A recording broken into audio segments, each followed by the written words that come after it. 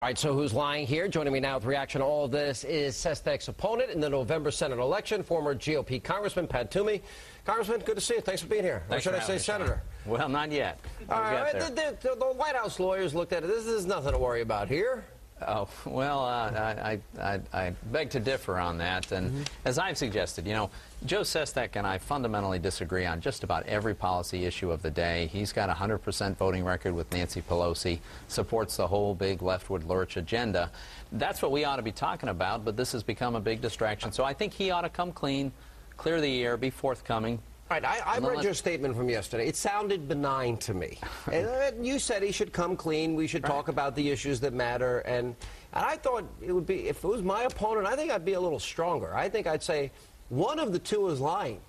Either he offered a job or wasn't offered a job. Now, David Axelrod said that this would constitute, Axelrod's words, a serious breach of law. Is this politics or is this about law? Well, you know, if Joe is going to be the man of principle that he says he's going to be in this campaign, I think he would be more forthcoming, and I've said so, and I think he ought to do that. Right. All right. So he's admitted that they offered him a job. He said it repeatedly. Right. Okay. So now the question is, he won't tell the people of Pennsylvania or the country what job was offered. So is that what he needs to come clean on? I think he should relay this conversation. Who did he have the conversation with, and what was he offered?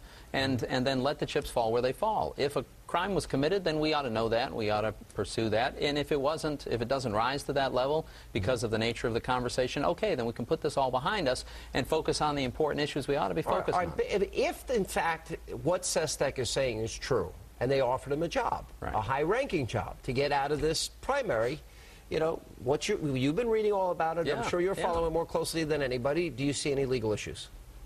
Yes, it seems to me if it actually transpired that way, there is a federal statute that forbids offering a job in return for political favors. Yeah. All right. Now, Eric Holder is actually saying no special counsel.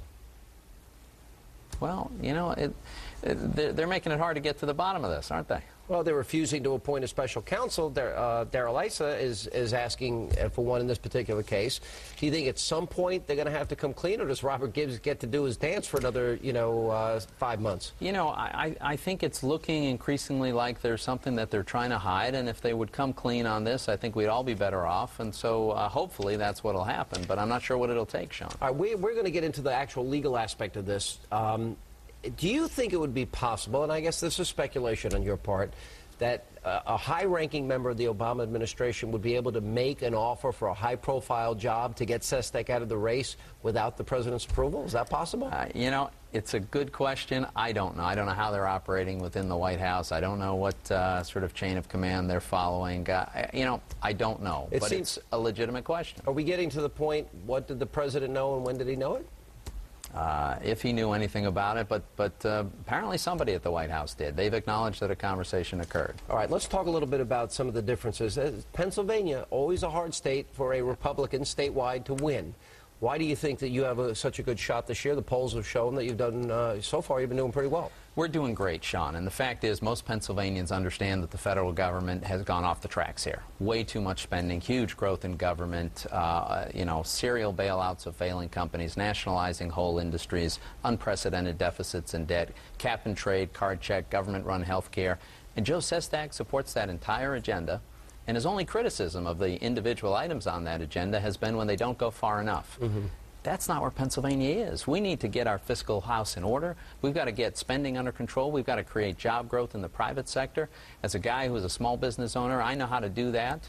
And I think Pennsylvania voters want that kind of change. When we go back to when you challenged Arlen Specter when he was a Republican back in, 6 years ago. Right. A lot of establishment Republicans didn't support you. And you were by far the more conservative candidate. That's true. Then we saw what happened with Arlen Specter. What are your thoughts on Arlen Specter today? Well, I think Arlen Specter stayed around a little too long. He could have gone out as a widely respected man for having spent a lot of time and given a lot of service. But he, had to go for one more race, and I think he overstayed his welcome. All right, Pat Toomey, we're going to be watching this race very, very closely. Appreciate it. Thanks for having me, Sean. Was there a violation of law here? Plenty more Hannity coming up straight ahead.